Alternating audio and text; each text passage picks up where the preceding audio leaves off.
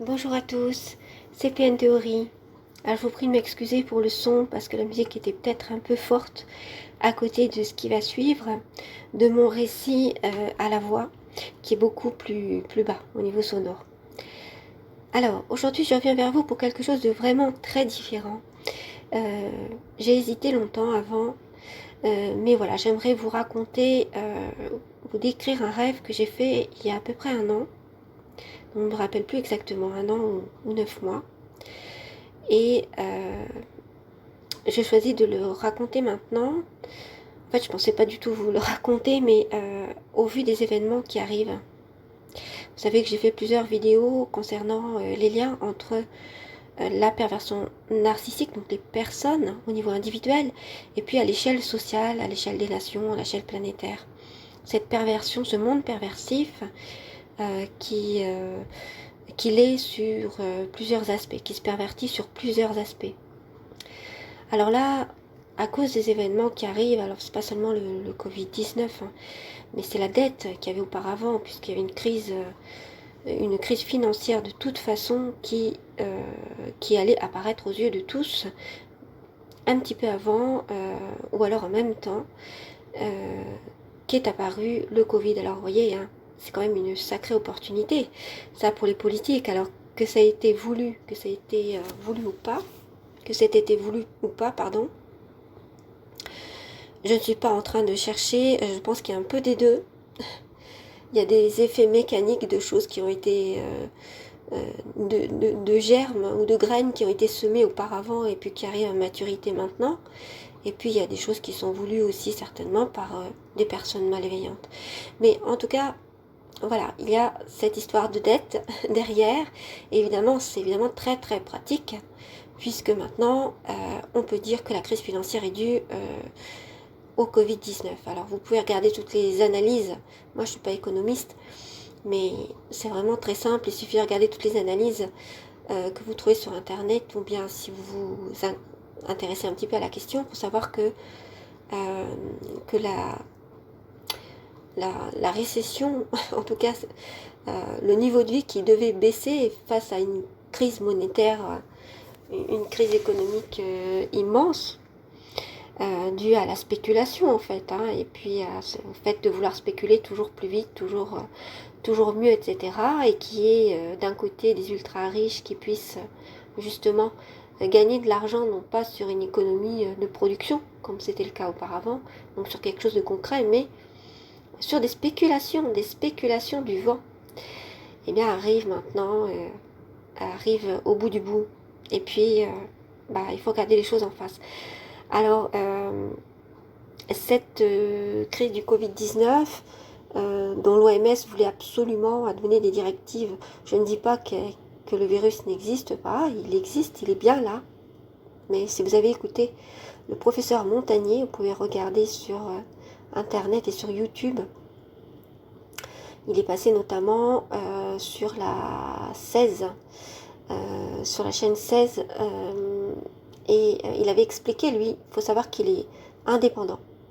Donc les laboratoires généralement sont dépendants financièrement, et donc ils doivent dire en gros ce qu'on leur dit de dire. Il y a une censure qui pèse sur eux. C'est exactement ce que dit le professeur Montagnier, et lui il est maintenant indépendant, étant à la retraite, et donc il peut expliquer pas mal de choses.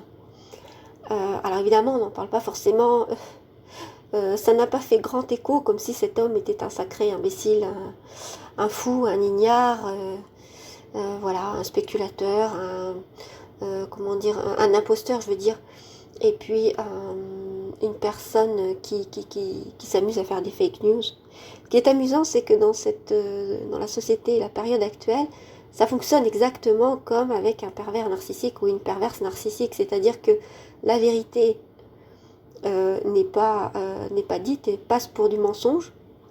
C'est-à-dire qu'on fait croire autour des autres, dans l'environnement, que ce que vous dites, vous qui êtes victime, est faux. Et puis par contre, ce qui est faux est mis en épingle comme si c'était la vérité. Il y a un retournement de situation. Et justement, vous qui m'écoutez, qui avez certainement été victime de perversion narcissique, vous êtes certainement à même de comprendre. Parce que ce sont les mêmes mécanismes qui agissent, que ce soit pour la manipulation de masse ou pour la manipulation individuelle. Voilà. Donc, écoutez, si vous voulez, ce rêve dont je n'ai pas saisi toute l'ampleur, puisqu'il y a un an, on était dans une toute autre situation. Et je pense que c'est le moment de le raconter, alors non pas pour dire, voilà, c'est un rêve prémonitoire, ça va arriver, mais c'est pour moi une façon d'introduire peut-être d'autres choses dont je pourrais parler au compte-gouttes, hein, mais je pourrais parler quand même sur ces chaînes YouTube, parce qu'il y a quand même une surveillance, bien sûr, et on est empêché de parler d'une manière ou d'une autre, hein, pas directement, évidemment. Tout ça est fait dans la dissimulation. C'est de la simulation d'un côté et de la dissimulation d'un autre, comme je l'expliquais dans mes vidéos plus anciennes, que vous pouvez regarder peut-être. Donc, c'est simplement une matière à réflexion. Non pas pour dire, voilà, le destin est écrit en 2024, il va se passer ça. Non, c'est pas forcément en 2024, en fait, c'est pour dire, l'avenir, il peut être comme celui-là. On peut se retrouver, en fait, esclave dans une société qui... on ne se sera pas rendu compte, en fait, des choses, parce que les choses se seront passées graduellement, et sous des prétextes, des bons prétextes, en voulant le bien de la population, sous des prétextes médicaux, sanitaires, etc. Donc vous voyez, de sécurité, en actionnant le levier de la sécurité, donc avec la peur derrière. Hein. Donc voilà, toutes ces choses que vous connaissez qui sont des techniques de manipulation, bien sûr. Et ça pourrait être la technique de la grenouille, vous savez, qu'on fait cuire et qu'au départ on la met dans de l'eau froide, donc on se rend compte de rien, et puis peu à peu l'eau se réchauffe petit à petit, donc la grenouille se sent de mieux en mieux, un petit peu comme dans un spa, et puis après elle ne sent même plus la brûlure et puis le fait qu'elle meurt à petit feu de brûlure, parce que la montée en température a été très lente. Voilà, ça a été croissant, lent. Donc là, il y a cette histoire d'habituer les personnes à avoir de moins en moins de liberté, bien sûr. C'est une super occasion. Et d'habituer les personnes à avoir moins de liberté, à vivre en ayant peur, en mettant des informations qui les terrorisent à chaque fois, en mettant du vrai, du faux, en créant de faux problèmes. Est-ce qu'il y aura assez de masques? Finalement, c'est les États-Unis qui nous ont acheté tous nos masques. Des choses comme ça qui sont des faux problèmes, parce que le vrai problème, il n'est pas là, il est justement quelle société on est en train de créer. Et il n'y a que des personnes qui ont vécu la manipulation et qui la comprennent, qui ont dépassé ce traumatisme lorsqu'on a été victime de perversion, pour pouvoir étudier et se rendre compte de ce qui se passe, qui peuvent le voir. Donc voilà, donc c'est pourquoi je vous en parle. Donc je vous souhaite une bonne écoute et je vous dis à très bientôt pour une prochaine. J'ai pas pris au sérieux, puis je l'ai fait encore, j'ai fait le même le lendemain, dans la nuit. Donc après ça, j'ai essayé d'en parler un petit peu avec ma famille, et puis bon, c'est vrai que ça m'a marqué. Alors, j'ai fait plusieurs fois dans ma vie jusque-là des rêves prémonitoires, et je sais qu'ils sont complètement différents. L'ambiance est complètement différente des rêves que l'on peut faire, des rêves naturels, qui sont des rêves de compensation, des rêves tout simplement parce que notre cerveau fonctionne et puis qu'on a besoin de faire des rêves. C'est pas du tout le cas. Donc là, ça m'a donné une impression que c'était important. Voilà.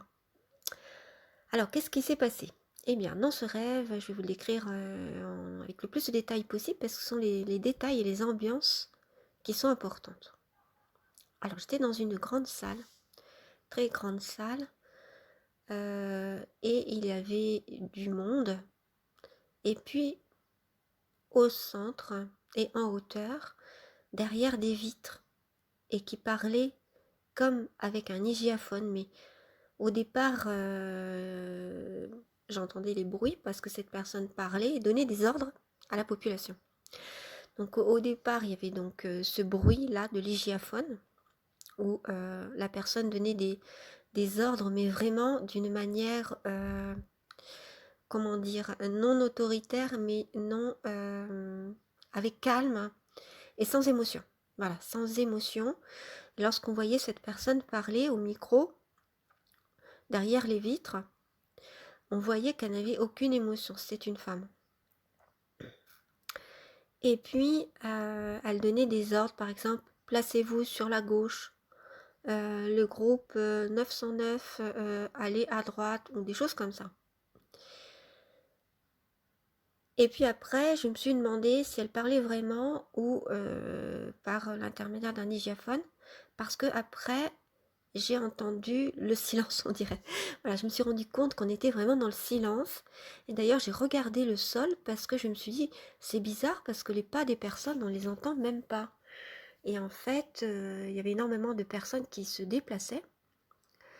Et après, j'ai vu que le sol avait un peu comme une moquette, ou c'est une moquette, ou un sol en tout cas qui faisait qu'il n'y avait aucun bruit. Mais vraiment aucun bruit. Alors, la façon dont les personnes se déplaçaient et dont elles étaient habillées et dont elles se comportaient et ce qu'elles avaient sur leur visage, quoi, les expressions de leur visage. Ça, c'est quelque chose qui m'a surtout marqué et en y repensant encore, j'ai comme un frisson dans le dos. Alors, ces personnes étaient toutes habillées comme dans les années 70. Donc, les petites vestes, les petits pantalons bien coupés. Ces personnes, elles avaient l'air d'avoir toutes le même âge et toutes bien propres sur elles, c'est-à-dire les coupes étaient très bien faites, les coupes de cheveux, que ce soit homme ou femme. Et que ce soit homme ou femme, c'était un peu comme si c'était unisexe, c'est-à-dire que on voyait pas trop la différence entre les hommes et les femmes. Par exemple, les femmes pouvaient avoir les cheveux courts ou une queue de cheval, mais euh, très bien faite, vous voyez. Alors les expressions, c'est aucune émotion sur les visages. Aucune émotion, les yeux concentrés sur ce qu'ils avaient à faire, mais un peu comme s'ils étaient ailleurs. Après, la manière dont ils se déplaçaient. En fait, c'était en ligne droite, et lorsqu'ils devaient tourner, c'était à angle droit. Un peu comme des robots, en fait. Sauf que c'était vraiment des êtres humains. Donc, comme je l'ai dit, ils semblaient avoir tous le même âge, mais en fait, il y avait des personnes qui étaient plus âgées que d'autres. Donc, à peu près tous la trentaine. Mais en fait, comme ils n'avaient pas beaucoup de rides, en fait, parce que comme il n'y avait pas d'expression sur leur visage, c'est comme s'ils faisaient tous une séance de méditation, quoi. Donc, vraiment pas du tout ridés et sereins sur leur visage. Aucune émotion. Limite comme un léger sourire, un peu comme à la Joconde, quoi. Voilà. Donc, c'était des personnes qui semblaient en fait sans vie, ou alors extrêmement détendues, relaxées, je sais pas. Au départ, ça m'a semblé très très bizarre, et j'ai voulu communiquer avec eux. Et puis, j'ai voulu savoir où j'étais et quel jour on était, en fait. Donc j'ai posé ces questions. Alors ce qui est bizarre, c'est la façon dont les personnes se comportaient et réagissaient à mon contact et à mes questions. En fait, elles ne répondaient qu'avec une seule phrase et ensuite elles repartaient à ce qu'elles avaient à faire, un peu comme si elles étaient télécommandées, voyez. Et donc elles me répondaient à une seule phrase. Après, si je voulais des explications supplémentaires, il fallait que j'interroge quelqu'un d'autre. Et ce quelqu'un d'autre, je ne pouvais pas avoir une longue conversation en fait, hein. C'était une phrase, c'est tout. Et puis après, elle me disait ni bonjour ni rien. C'est ça aussi. Ni bonjour pour entrer en communication et ni au revoir ou merci pour terminer la communication. Ça n'existait pas. C'était juste, il répondait à ma question comme il le pouvait. Donc ma question c'était où est-ce qu'on est, donc personne ne savait. Et ouais, ils répondaient pas au début. Ils entendaient la réponse, la question, et puis ils ne répondaient pas. Parce que pour eux, il n'y avait aucune réponse à ça. Après, j'ai demandé quel jour on était, Et là, pareil, il ne me répondait pas. Donc moi, je me suis pas découragée et j'ai demandé à plein de monde, en fait. Et en fait, de fil en aiguille, comme j'ai vu qu'il ne comprenait pas ce que ça voulait dire, la date, j'ai dit, mais en quelle année on est? Il ne savait pas non plus. Et il me disait, c'est pas qu'il ne savait pas, il me disait pas, je ne sais pas en quelle année on est, c'est que pour eux, la question n'avait pas de sens. Donc j'ai dit, ok, avez-vous un calendrier? Et puis là, elle ne savait pas ce que c'était qu'un calendrier. Donc on m'a dit clairement, qu'est-ce que c'est un calendrier? Et puis après la personne, je disais, c'est quelque chose en carton comme ça, vous voyez, un grand carton, et puis dessus, il y a noté l'année pour situer en quelle année on est dans le temps. Ou alors, quel mois on est. Puis d'ailleurs, je pensais à l'heure, et je regardais, il n'y avait pas d'horloge. Ou alors, il y avait des horloges sans chiffres. Il y avait une sorte de... quelque chose pour... comment dire? C'est-à-dire qu'il n'y avait pas des horloges comme nous. Tout était tellement différent au niveau du temps. C'est ça qui m'a... Ce rêve, c'est là-dessus que ça m'a interpellée. C'est le temps. Le temps, il n'existe pas, quoi. Ou alors on ne comprend pas, il n'y a pas de sens par rapport à la question du temps. Et après, j'ai vu effectivement, vous savez, comme les petites horloges qui sont pas chères, là qu'on trouve dans les solderies, mais en fait c'était des horloges comme ça avec des tirets. Et comme c'était circulaire quand même, bon je pense que c'était comme une horloge qu'on a actuellement, mais il n'y avait pas de chiffre. Bon, il y a des horloges actuellement où on n'a pas de chiffre, donc c'était pas très important. Ça, je l'ai à peine aperçu. Mais c'était surtout le calendrier. Alors j'ai expliqué ce que c'était. Donc la première personne à qui j'ai posé la question euh, m'a dit qu'elle ne savait pas. J'ai reposé une deuxième, une troisième la même question. Et puis à force, on m'a montré un de leurs cartons qu'ils appellent calendrier. Seulement j'ai vu que dessus, il n'y avait pas d'année. Donc le temps que je dise à la même personne mais il n'y a pas d'année, évidemment l'autre personne est repartie à ses occupations, c'est-à-dire à se déplacer à angle droit et c'est comme si elle n'était plus en communication avec moi. Elle avait répondu à ma question, donc pour elle, la chose était faite et elle repartait à ses occupations. Donc à chaque fois, il fallait que je recommence. Et donc, j'ai vu ce calendrier assez étrange, en fait.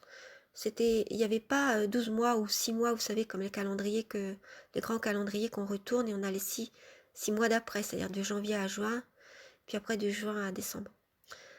C'était pas le cas, c'était beaucoup plus petit, et puis il y avait quelque chose comme cinq parties, et délimitées différemment avec aucun écrit. C'est-à-dire, il n'y a pas le nom des saints, il n'y a pas le nom des jours. Donc, j'ai pas trop regardé comment c'était découpé. C'est comme si c'était un tableau. Il n'y avait pas de chiffres en tout cas. Mais il me semblait qu'il n'y avait que 5 parties. Comme des mois, mais comme des colonnes plutôt d'un tableau. Donc je me suis dit, mais c'est pas ça un calendrier. Et puis en quelle année on est? Mais elle ne savait pas. Alors après, j'ai laissé tomber l'histoire du calendrier. Parce que ne savait pas en fait ce que c'était qu'un calendrier. Alors j'ai dit, mais en quelle année on est? Et j'ai vraiment insisté. Et puis alors là, parce qu'en moi-même, je me disais, mais on est le passé ou l'avenir? Vu la manière dont les personnes étaient habillées, j'ai pensé qu'on était le passé, qu'on était dans les années 70. Donc en moi, j'ai pensé 74, à peu près, 70, dans les années 70. Et puis c'est là qu'après je me suis rendu compte que on se parlait par la pensée avec les personnes et qu'ils comprenaient tout de suite ce à quoi je pensais. Quand je les interpellais, c'est-à-dire quand je me mettais en face d'eux et que je les regardais pour leur parler en gros, même si c'était par la pensée. Et puis après, on m'a dit, on est en 84. Ok, bon, donc je me suis dit, on est donc le passé. Et puis après, j'ai demandé pour confirmation à quelqu'un d'autre. Et à quelqu'un d'autre, à force, j'ai obtenu une autre information différente. On m'a dit, on est en 2004.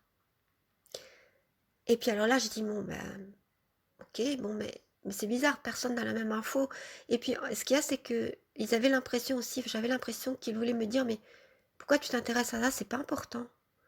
Ou alors, n'importe quoi, enfin, pourquoi s'intéresser à l'année dans laquelle on est, enfin, puis ils comprenaient pas ce que c'était qu'une année. Donc voilà. Donc en fait, bon, c'était très difficile, hein. On avait l'impression d'être un peu dans un monde fou, dans un monde de fous. Et puis ensuite, on m'a dit, on est en 2024. Ok, j'ai dit, bon, si je continue, on va me dire qu'on est en 2054. Bon, ce qui m'a interpellée, c'est quand même tous ces quatre. Beaucoup de quatre. Et puis, ensuite, je suis sortie parce que je me rendais compte qu'il y avait un silence assourdissant, on leur donnait des ordres. Et puis moi, j'étais différente et je ne savais pas pourquoi. Et en sortant, j'ai regardé ce qu'il y avait, comment était la nature. Alors, c'est comme un grand campus, en fait, avec un gazon très bien taillé, aucun arbre. Et des personnes à perte de vue, je dirais, ou en tout cas, voilà, que des personnes autour de moi, pareil, qui se déplaçaient en ligne droite, hein, tous habillés de la même manière, un peu se tenant. Il n'y avait pas un cheveu qui dépassait, quoi, puis il n'y avait pas, comment dire, de gestes inutiles, c'était des gestes un peu programmés. Et ils allaient dans des directions comme s'ils étaient téléguidés, sans volonté propre. Et puis, ils se déplaçaient angle droit. Donc moi, j'essayais de faire comme eux parce que je savais pas trop comment me comporter en fait. Je savais pas trop où j'étais. Et tout d'un coup, j'ai entendu du bruit. Et là, c'était des cris de joie, des gens qui descendaient du ciel. Donc j'ai vu surtout une personne, mais je sais qu'il y en avait d'autres. Mais dans mon champ de vision, puisque en fait, ça dépendait de comment je tournais la tête. Si je voulais faire comme ces personnes, je ne pouvais pas tourner la tête comme ça dans tous les sens librement.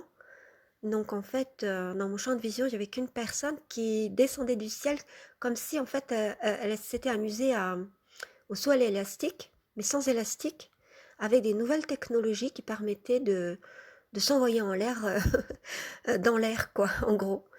Et c'est ça. Et là, cette personne, bah, elle était habillée comme nous maintenant, quoi. Puis elle, de manière, on va dire, cool, quoi, c'est-à-dire très décontractée. Et qui avait les cheveux longs, alors que tous avaient les cheveux courts, très bien mis, etc. Et cette personne s'amusait, c'était un homme.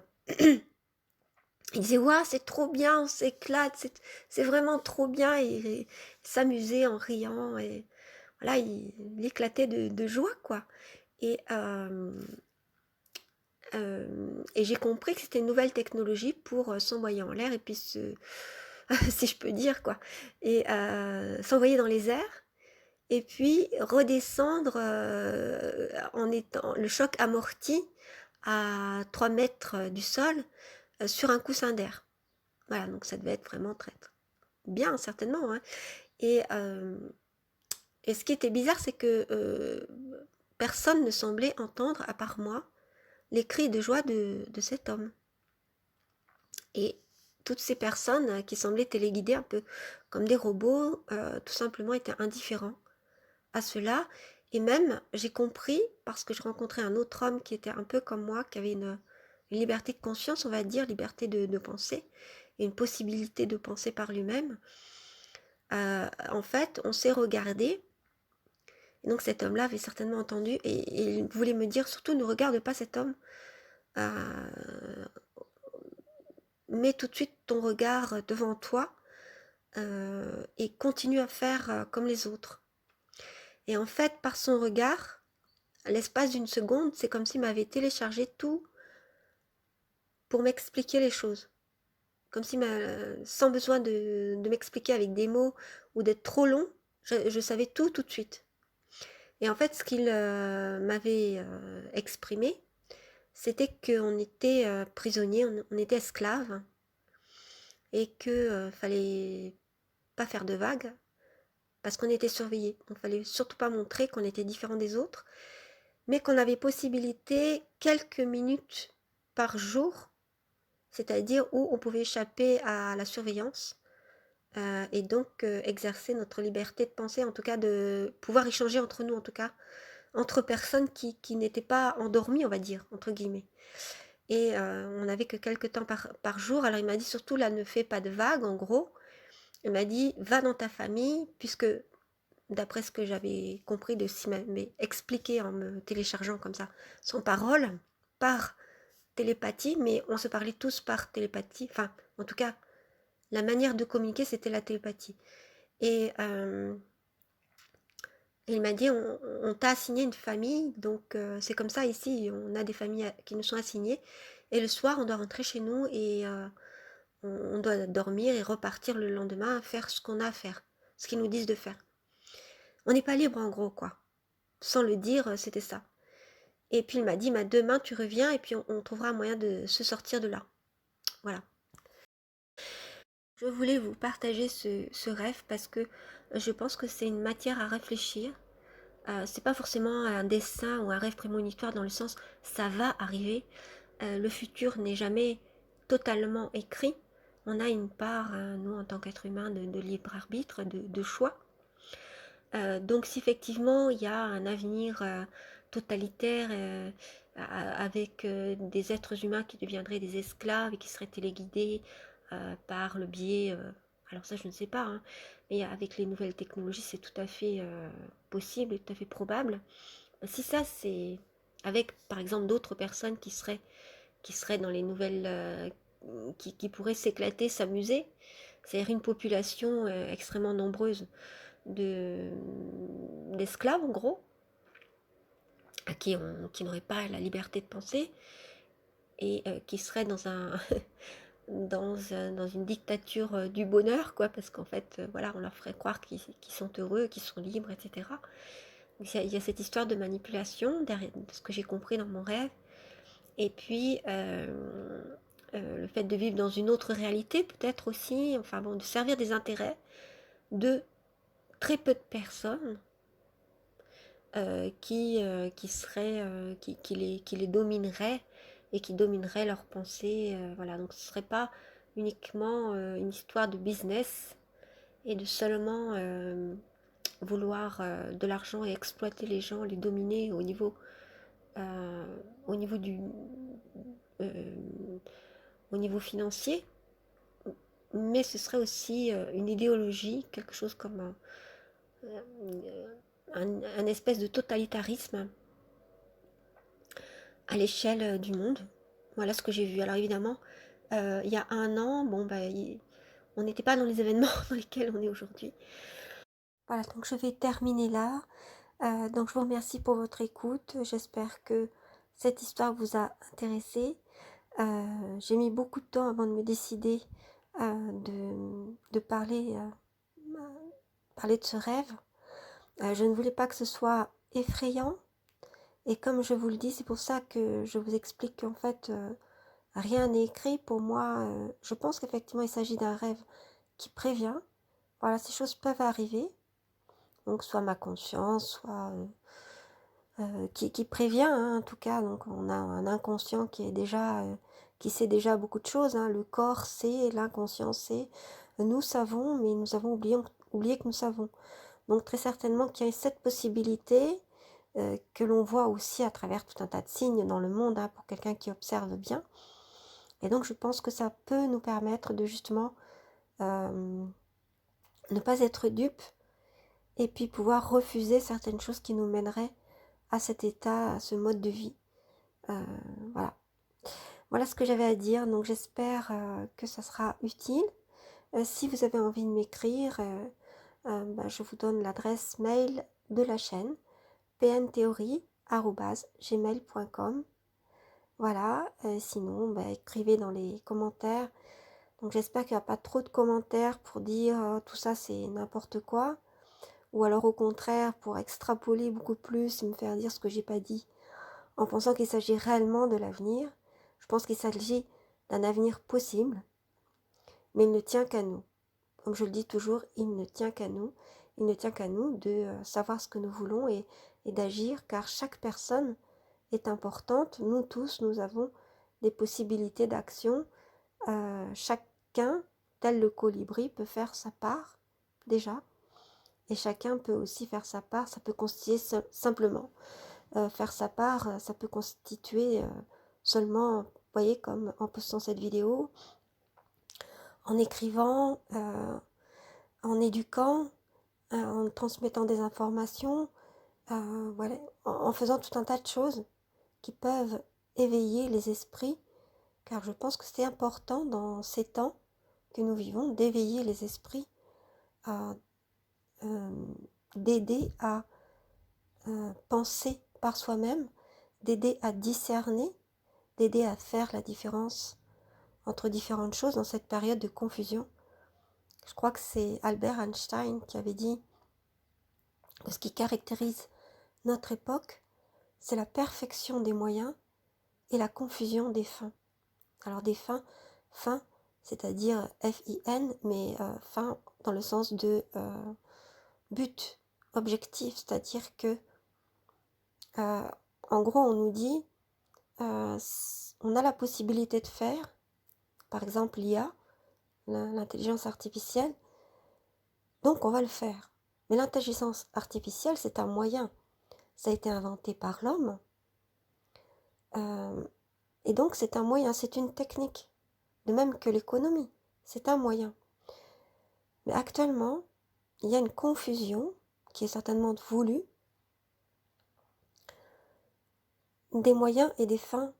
Et c'est-à-dire qu'on prend les moyens que sont ces sciences et qu'est l'économie qu'on appelle science et qui est une technique en réalité, ou alors toutes ces autres techniques, toute cette nouvelle technologie comme des fins en soi.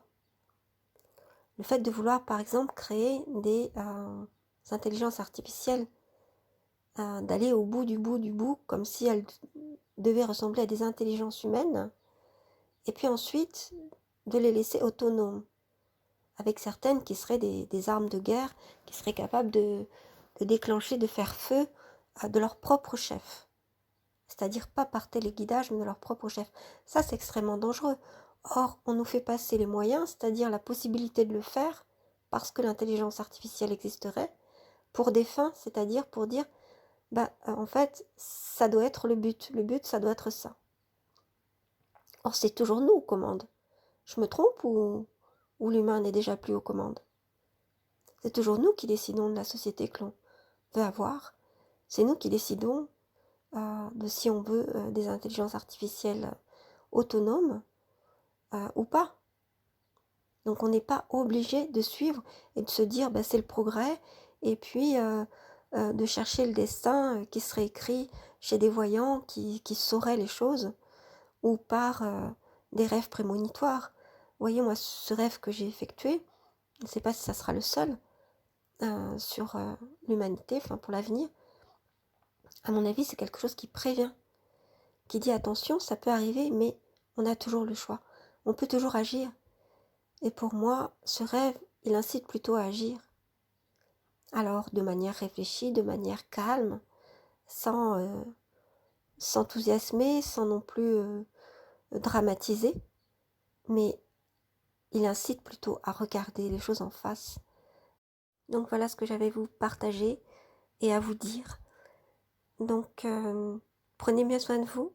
Je vous dis à très bientôt pour une prochaine.